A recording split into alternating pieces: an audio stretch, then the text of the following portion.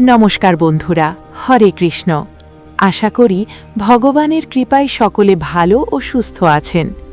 সামনেই আসছে রঙের আনন্দোৎসব দোল পূর্ণিমা, যাকে হোলি নামেও অভিহিত করা হয়। প্রতি বছর ফাল্গুন মাসের পূর্ণিমা তিথিতে এই শুভ উৎসব পালিত হয়।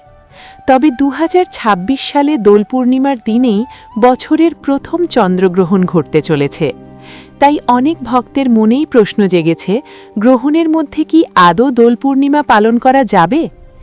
আজকের এই ভিডিওতে আমরা পঞ্জিকা অনুসারে জেনে নেব 2026 সালে দোল পূর্ণিমা কবে, পূর্ণিমা তিথি কখন শুরু ও শেষ হচ্ছে, গ্রহণের সময়সূচি কি, গ্রহণের মধ্যে রং খেলা যাবে কিনা, ন্যাড়া পোড়া বা হোলিকা দহন কবে, সত্যনারায়ণ পূজার শুভ সময়, ব্রত ও নিশি পালনের বিধান, গঙ্গা স্নান ও দানের সময় এবং ভারত ও বাংলাদেশ থেকে গ্রহণ দৃশ্যমান হবে কিনা সমস্ত কিছু।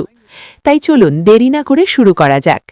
যদি আমার চ্যানেলে নতুন হয়ে থাকেন, অবশ্যই আমাদের প্রাচীন স্টোরি চ্যানেলটি সাবস্ক্রাইব করে একটি লাইক দিয়ে শেষ পর্যন্ত সঙ্গে থাকবেন। এই পবিত্র দোল পূর্ণিমা তিথিতে শ্রী বিষ্ণুর অশেষ কৃপা লাভের জন্য কমেন্ট বক্সে লিখুন ওম শ্রী বিষ্ণু হরে কৃষ্ণ। দোল পূর্ণিমা হিন্দু ধর্মে অত্যন্ত শুভ ও পবিত্র দিন হিসেবে বিবেচিত। এই দিন বিশেষভাবে রাধাকৃষ্ণের পূজা করা হয়। বৈষ্ণব বিশ্বাস অনুযায়ী বৃন্দাবনে ভগবান শ্রীকৃষ্ণ এই পূর্ণিমা তিথিতেই আবির নিয়ে শ্রী রাধিকা ও গোপিনীদের সঙ্গে রং খেলায় মেতে উঠেছিলেন। অন্যদিকে শান্তিনিকেতনে কবিগুরু রবীন্দ্রনাথ ঠাকুর বসন্ত উৎসবের সূচনা করেছিলেন, যা আজও বাঙালির সংস্কৃতির এক অনন্য অংশ। তাই রঙে ভরা এই উৎসবের অপেক্ষায় থাকেন অগণিত মানুষ। এবার জেনে নেওয়া যাক তিথির সঠিক সময়সূচি। 17ই ফাল্গুন 2রা মার্চ সোমবার সন্ধ্যা 5:42 পূর্ণিমা তিথি আরম্ভ হবে।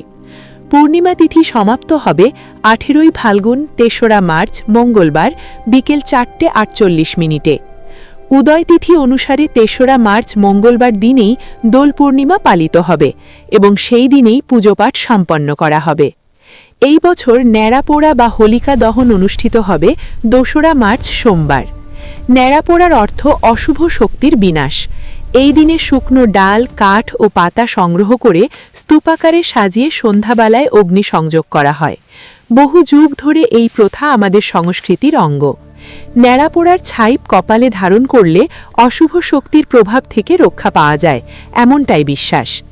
এই বছর ন্যাড়া পোড়ার শুভ সময় 2রা মার্চ সন্ধ্যা 5:42 থেকে 7:15 মধ্যে।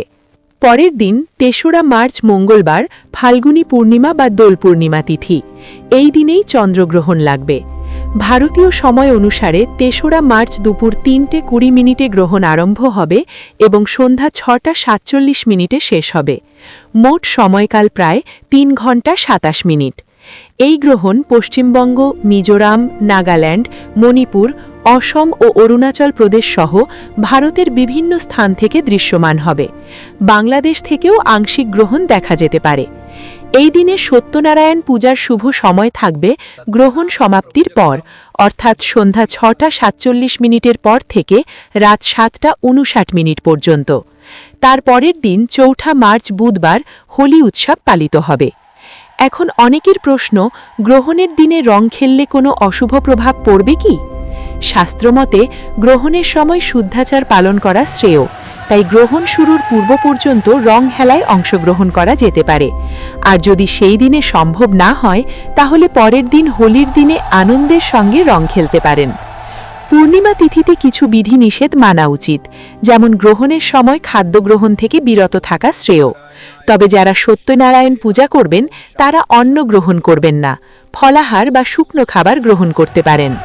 সবাই ভগবানের নাম স্মরণ করে শান্তি ও সৌহার্দ্য বজায় রেখে এই রঙের উৎসব উদযাপন করুন। হরে কৃষ্ণ। সকলেই ভালো থাকুন, সুস্থ থাকুন। রাধে রাধে। নমস্কার।